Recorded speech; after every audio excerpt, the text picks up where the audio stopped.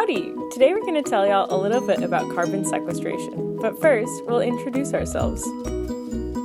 Hi, I'm Drew. I'm Allison. I'm Amelia. And I'm Meredith. So, what is carbon sequestration? Carbon sequestration is the process of removing carbon dioxide from the atmosphere and capturing it in the form of a solid, liquid, or compressed gas.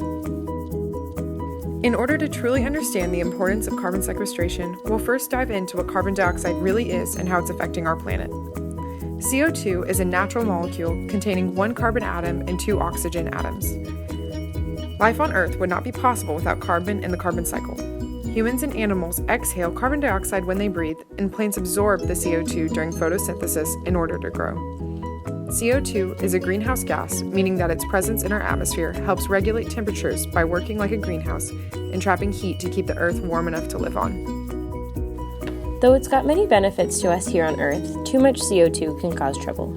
Processes such as the burning of fossil fuels increase atmospheric CO2, and the removal of trees and plants for development and farming prevents nature from capturing it. As such, CO2's levels have risen considerably in the last decade, an infamous process known as global warming. Global warming is causing rising sea levels, ocean acidification, and disturbing natural habitats such as ice caps.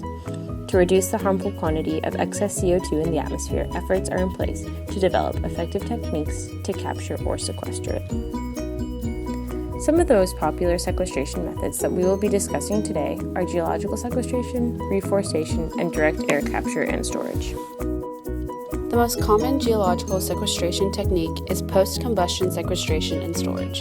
This process occurs after the combustion of a fossil fuel when the gases are passed through a column filled with liquid solvents called amines, which are able to absorb the CO2.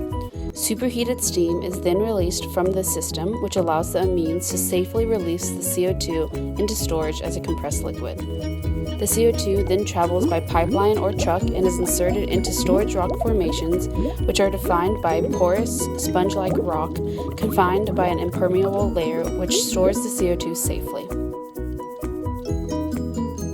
Another form of sequestration is reforestation. Trees are nature's existing way of managing carbon. Trees consume some of the carbon that is in the air and store it in the stem and the roots of the plant. Reforestation is the process of adding more and more trees so that we can further reduce the amount of carbon in the air. In the process of direct air capture and storage, large fans move air through a filter.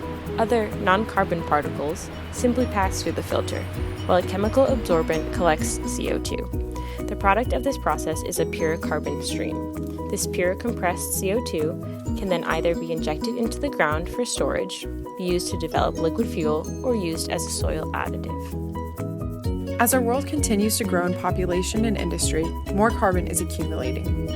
Until we are able to minimize the addition of carbon into our environment, carbon sequestration can reduce the amount that stays in the environment. Though none of these solutions are a perfect answer, they could still lead to a better and healthier Earth.